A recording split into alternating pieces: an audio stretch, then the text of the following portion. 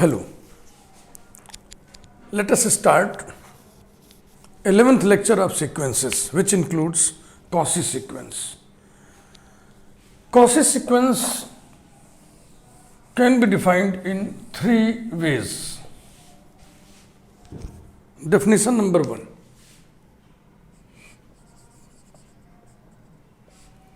Sequence AN is said to be a Cauchy sequence if for every epsilon greater than 0, there exists a positive integer m depending on epsilon such that mod an minus am is less than epsilon for all n greater than or equal to m. Definition 2. Sequence AN is said to be a Cauchy sequence if for every epsilon greater than 0, there exists m belonging to capital N such that mod an minus ap is less than epsilon for all n p greater than or equal to m. Definition number 3. Sequence AN is said to be a Cauchy sequence if for every epsilon greater than 0, there exists m belonging to capital N such that mod an plus p minus an is less than epsilon for all n greater than or equal to m and p belonging to capital N. P is arbitrary positive integer. ये बहुत ही basic definition है, इसका use प्रायः कम हम लोग करते हैं, ज़्यादा एडवांस डेफिनेशन ये है. और इन सभी डेफिनेशन देखो, ये तो इसी से निकल आएगा तुरंत ना. तो मेनली ये दो डेफिनेशंस है. इन दोनों की टोपोलॉजिकल मीनिंग अगर आप निकालिएगा तो बस वही एक्युमुलेशन का भाव ही निकलेगा. जैसे मैंने बताया ना, टर्म्स आर एक्युमुलेटेड, तो टर्म्स आर एक्युमुलेटेड का भाव इसमें भी है, टर्म्स आर एक्युमुलेटेड का भाव इसमें भी है, टर्म्स आर एक्युमुलेटेड का भाव इसमें भी है. कन्वर्जेंट सीक्वेंस में एक्युमुलेशन एक ही बार होता है. फाइनाइट नंबर ऑफ टर्म्स को छोड़ के सारे टर्म्स एक ही जगह पे एक्युमुलेट हो जाते हैं, कंडेंस्ड हो जाते हैं. ठीक है ना. और वही बात इसमें भी है, कॉची सीक्वेंस में भी है. इसमें भी जो एक्युमुलेशन का प्रोसेस है वो एक ही बार है, वंस. और जब एक्युमुलेशन एक ही बार हो तो वही लिमिट होता है, और जो लिमिट होता है वही लिमिट पॉइंट होता है.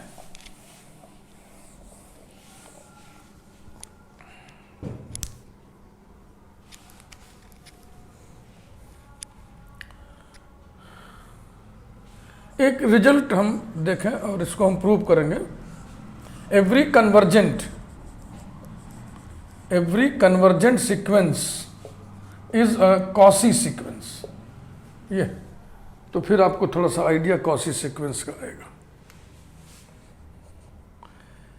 Let sequence AN be any convergent sequence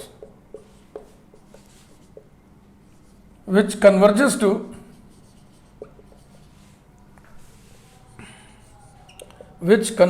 to L से. अब से क्यों लिखना, लेट तो यहाँ लिखा ही हुआ है. Then limit n tends to infinity an equals to L. L is finite and unique. This implies that limit का डेफिनेशन लगाइए. For every epsilon greater than 0, there exists m belonging to capital N such that mod an minus L is less than epsilon for all n greater than or equal to m. चूंकि epsilon arbitrary है, positive number है, इसलिए हम उसकी जगह कुछ भी ले सकते हैं. तो यहाँ पर हमने ले लिया epsilon by 2. Number 1. This inequality holds for all the values, for all the positive integral values of n which is equal to m or greater than m. n equal to m के लिए एक particular value हम लिख रहे हैं. इन particular mod am minus l is less than epsilon by 2. Number 2. Now mod an minus am equals to mod an minus l plus l minus A M, ऐसा manipulation कर दिया। ट्रायंगल इनइक्वलिटी यूज करिए, less than और equal to mod A N minus L plus mod L minus A M. Result लगा since mod A plus B less than और equal to mod A plus mod B for all A B belonging to capital R. This is equal to mod A N minus L, इसको ऐसे उलट दें, plus mod A M minus L. कौन सा result लगाया हमने? Since mod A equal to mod of minus A for all A belonging to R. अब आप नंबर 1 नंबर 2 का इस्तेमाल कर लें, 2 एज इट इज़ आएगा और नंबर 1 आएगा इस कंडीशन को ले करके, तो ये हो जाएगा less than epsilon by 2 plus epsilon by 2 equals to epsilon for all N greater than और इक्वल टू एम। तो अब हम ये कह सकते हैं कि for every epsilon greater than 0 there exists m belonging to n such that mod an minus am is less than epsilon for all n greater than or equal to m. Therefore, sequence an is a Cauchy sequence. तो जो convergent sequence होता है वो Cauchy sequence भी होता है। Cauchy sequence में terms बहुत ही क्लोजर हो जाते हैं, सारे टर्म्स बिल्कुल इकट्ठे हो जाते हैं, बहुत ही क्लोज्ड हो जाते हैं।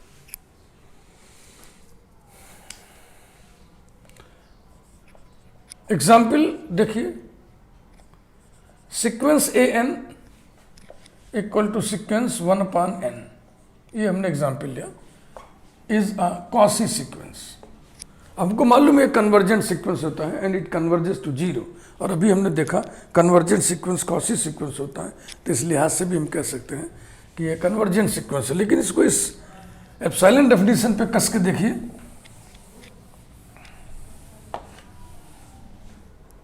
आइए देखें, mod A N minus A M equals to mod 1/n minus 1/m। अब अगर हम n ग्रेटर देन m ले लें तो 1/n लेस देन 1/m हो जाएगा, यानी कि this is less then this, तो मॉड हटाओगे तो क्या होगा? माइनस से मल्टीप्लाई होकर निकलेगा ना, तो हो गया equals to 1/m minus 1/n for all n greater than m। अब ये एक क्वांटिटी लिखी है, इसके बगल में अगर हम लिख दें सिर्फ 1/, जैसे देखो ऐसे लिख दें, ये ऐसे, तो बताओ ये छोटा है कि ये छोटा है?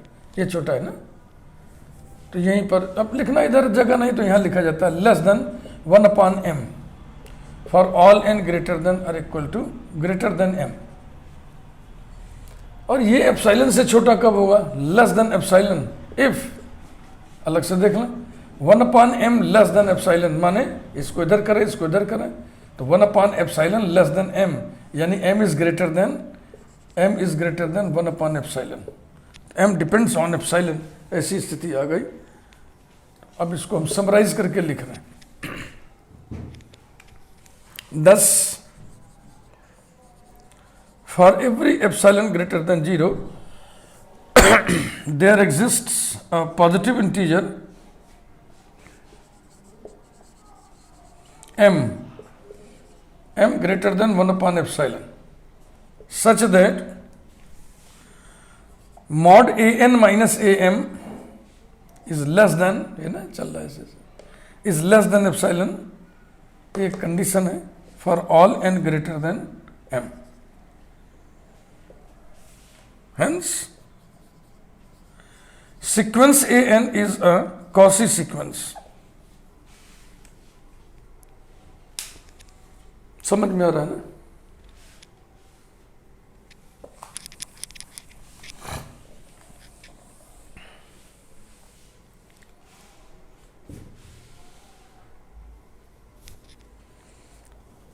Properties of Cauchy sequence। Properties of Cauchy sequence। Property number 1,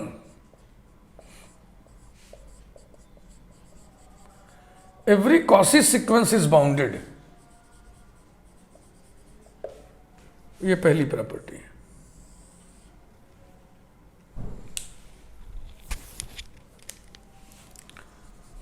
Let sequence A and B any Cauchy sequence. Then for every epsilon greater than 0 there exists m belonging to capital N such that mod an minus am is less than epsilon for all n greater than or equal to m. By definition number 1,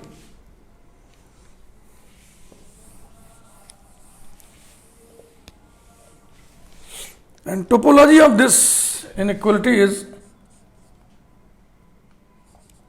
this minus this और this plus this के बीच में ही आ जाएगा. am, हाँ थोड़ा एक step और बढ़ा लें.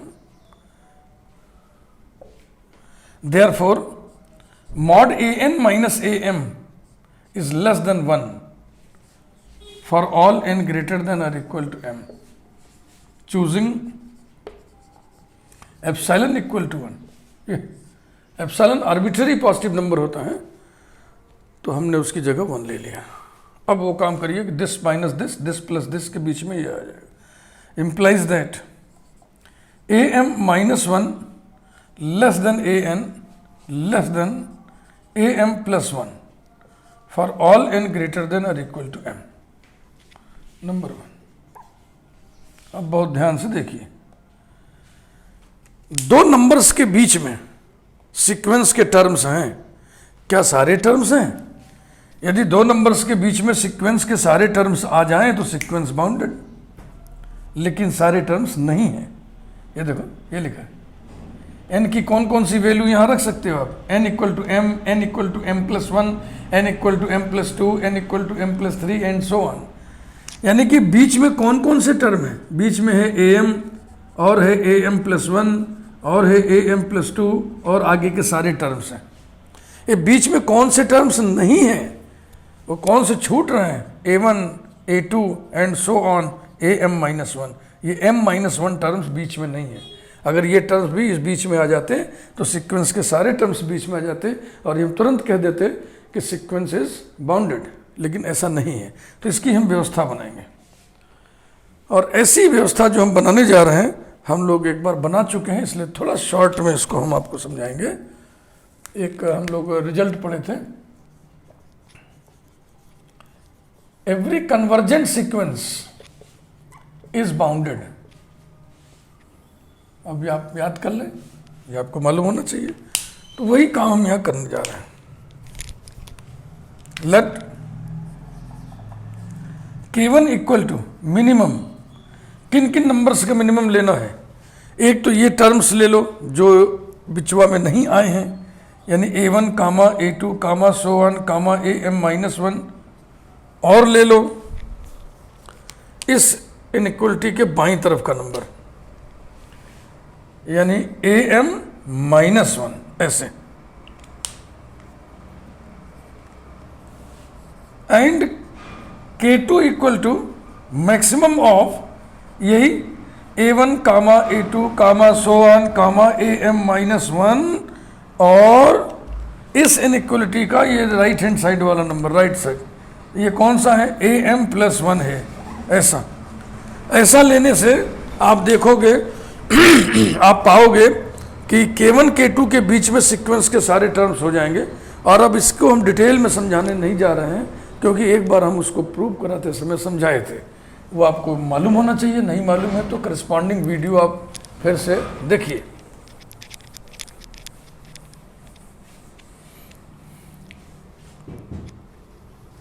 हाँ, इसके बाद फिर लिखना है then comma clearly comma k1 is less than an is less than k2 for all n belonging to capital N. या तो अब मान कहाँ से लेना शुरू करेंगे n का? 1 2 3 4 नहीं से. a1 भी बीच में आ गया, a2 भी बीच में आ गया, a3 भी आ गया, सारे आ गए. तो बस आप फट से लिख दीजिए दिस इम्प्लाइज दैट या therefore sequence an is bounded.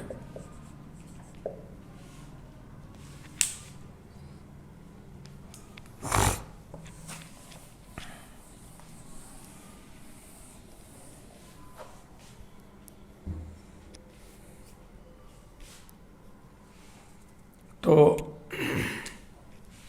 Note,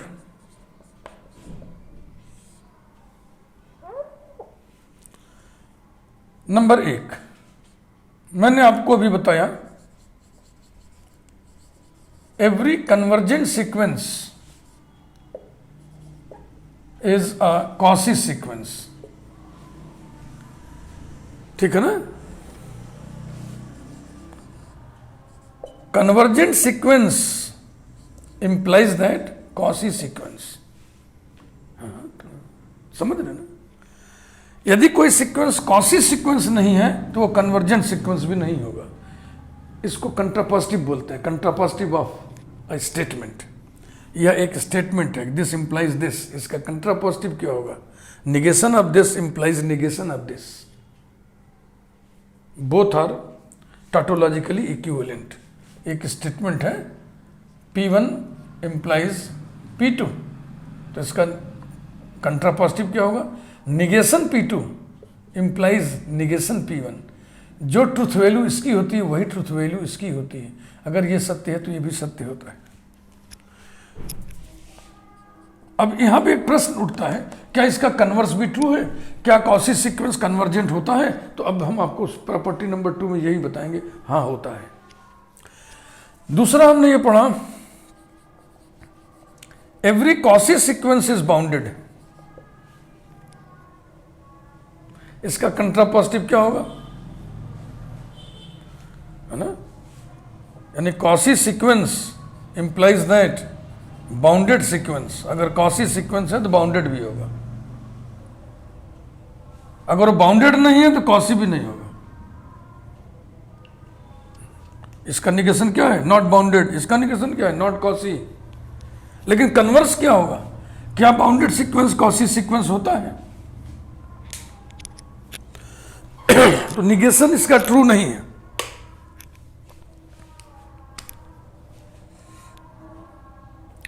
converse is not true, converse is not true. Example, sequence A N equal to sequence 1 + -1 whole to the power n equal to sequence 0,2 0,2 वगैरह वगैरह so on. Is it bounded? Yes, it is bounded.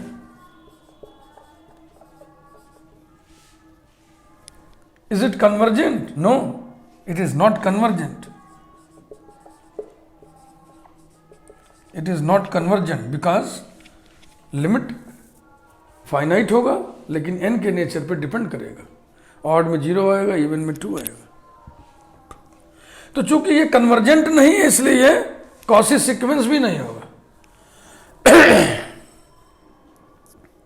हमने बताया ना अभी हम पढ़ेंगे जो quasi sequence होता है वो कन्वर्जेंट होता है, अभी हम पढ़ेंगे। तो अगर कोई कन्वर्जेंट नहीं है तो कॉसी सीक्वेंस भी नहीं होगा।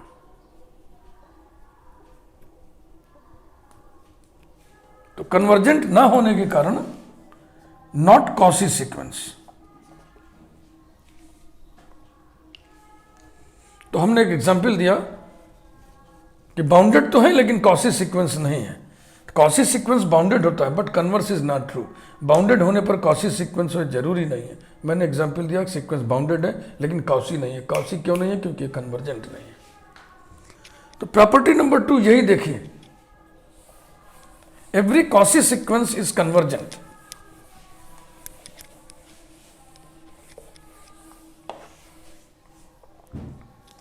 Property number 2, every Cauchy sequence is convergent and converges to its limit point. Converges to its limit point.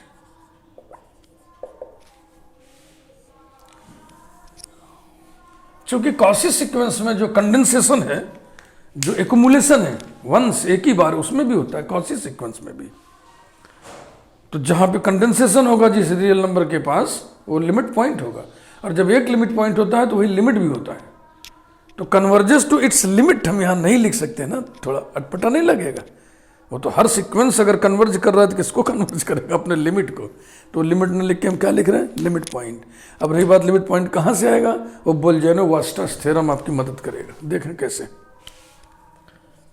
Late sequence an be any Cauchy sequence, then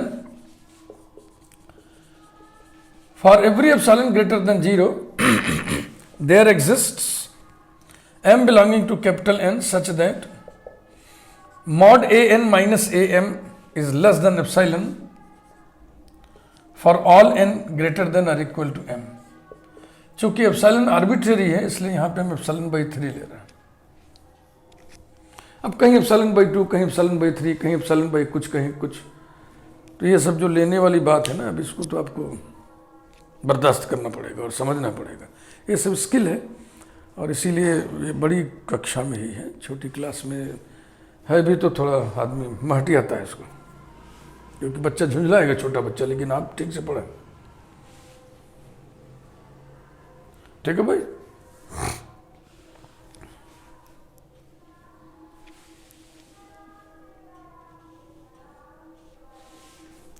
Again, sequence an is Cauchy sequence implies that sequence an is bounded। Property number 1 में ही तो आप पढ़े थे, every Cauchy sequence is bounded। Sequence हम जो पढ़ रहे हैं, शुरू में मैंने बताया था कि सीक्वेंस हम जो पढ़ रहे हैं इनफाइनाइट सीक्वेंस ही पढ़ रहे हैं। तो सीक्वेंस an इज बाउंडेड माने sequence an is infinite bounded, यानी बाउंडेड इनफाइनाइट सीक्वेंस। अब बोल्जेनो-वार्स्टस थ्योरम याद करिए, every infinite bounded sequence has a limit point. This implies that sequence an has a limit point से अल्फा, और logic लिखिए by बोल्जेनो-वार्स्टस theorem.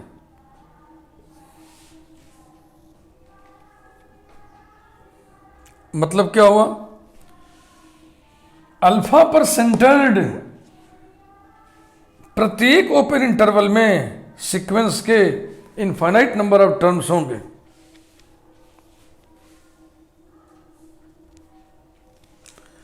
Therefore,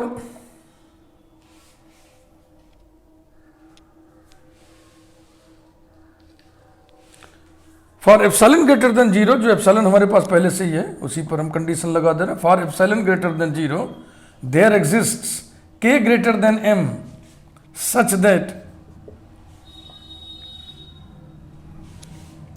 an belongs to open interval alpha पर centred, यानी alpha minus epsilon by 3, alpha plus epsilon by 3,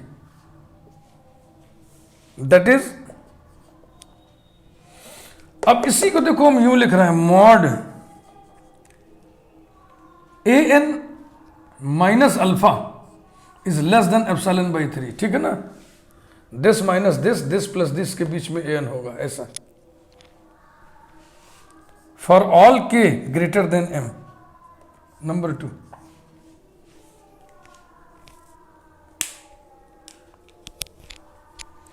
इस open interval में जो alpha पर centred है उसमें कौन है? an। और an नहीं भाई, am, सॉरी, am, यहां भी am भी नहीं, ak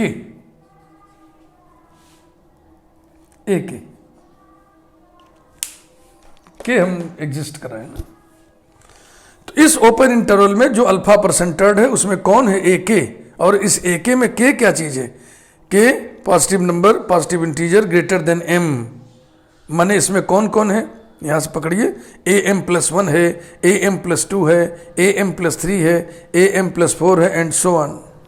माने इनफाइनाइट नंबर ऑफ टर्म्स है, इनफाइनाइट नंबर ऑफ टर्म्स है।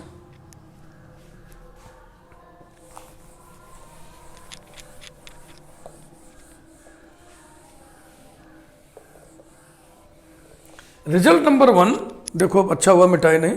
रिजल्ट नंबर 1 उन सभी पॉजिटिव इंटीजर n के लिए ट्रू है जो m से बड़े या उसके बराबर हो।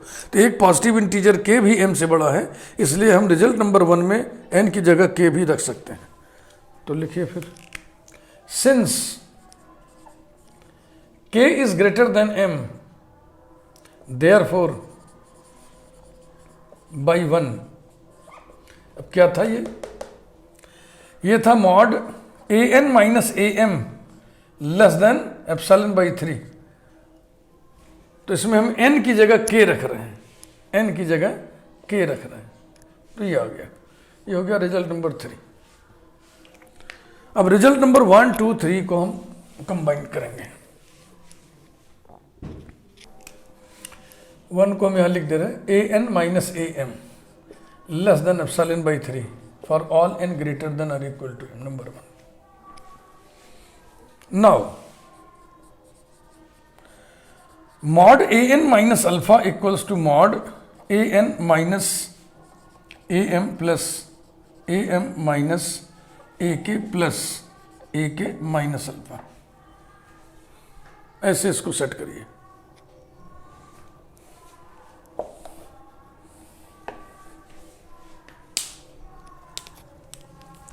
ठीक है भाई। अब ट्रायंगल इनइक्वालिटी लगा दीजिए, लेस देन और इक्वल टू, मान लो ये x है, ये y है, ये z है, तो mod x plus Y plus Z less than और equal to mod x plus mod Y plus mod Z. तो ये हो गया mod an minus am plus mod am minus ak plus mod ak minus alpha. an minus am ये ठीक है, am minus ak ये नहीं ठीक है, इसको उलटना होगा, और ए के माइनस अल्फा ये भी ठीक है। तो इसे आप लिखें इक्वल्स टू, पहला एज इट इज, दूसरे को उलट दीजिए, ए के माइनस ए एम और प्लस मॉड ए के माइनस अल्फा। ऐसा हम कर सकते हैं ना, क्योंकि mod x equal to mod minus x. और अब ये तीनों रिजल्ट आप ले लें, इस पे less than epsilon by 3 plus epsilon by 3 plus epsilon by 3 equals to epsilon. Conditions दो जगह से उठकर आएंगी, एक यहां से एक यहां से, इस पर कोई कंडीशन नहीं है। उस कंडीशन को मैंने लिखा for all n greater than और इक्वल टू m। इस कंडीशन को हम नहीं लिख रहे हैं क्योंकि जो फाइनल रिजल्ट हमको मिलने जा रहा है उसमें k नहीं है, तो k की चर्चा क्यों करना।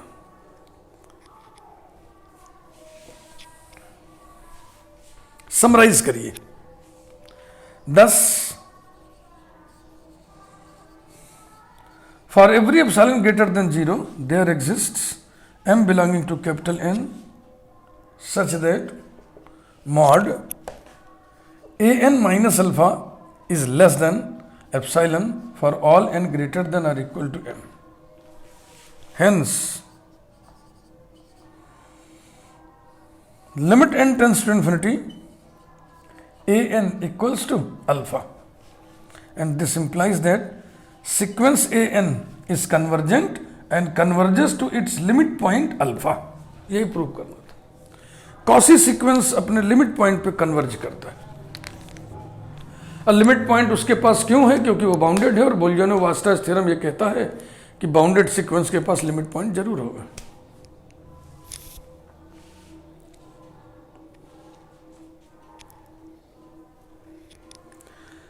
Cauchy's principle for convergence of sequences।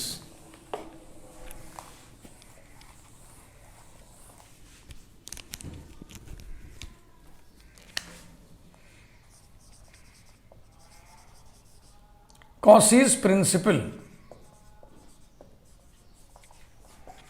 for convergence of a sequence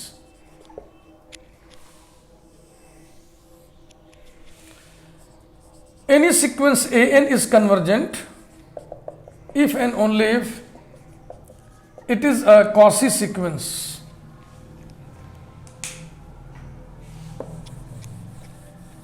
यही है main.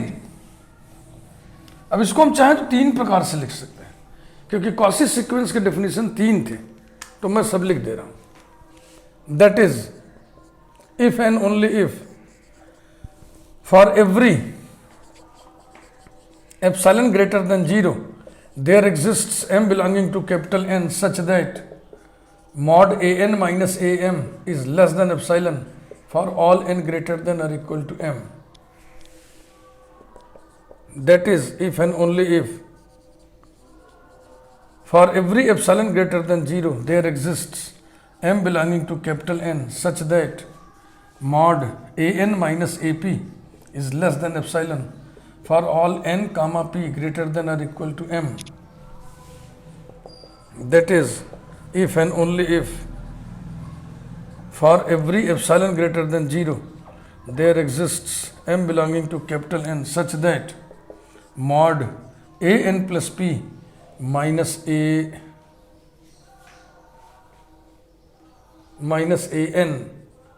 is less than epsilon for all n greater than or equal to m and p belonging to capital N.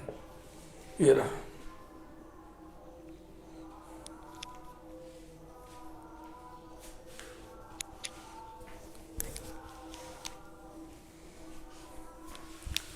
इसमें इसी को use करते हैं ज़्यादा। This is general principle for convergence. तो कहीं ये मिल गया, कहीं ये मिल गया, कहीं ये मिल गया, तो घबराना नहीं है, तीनों जानकारी रखिए आप। तो इस प्रकार से कॉची सीक्वेंसेस हो गया।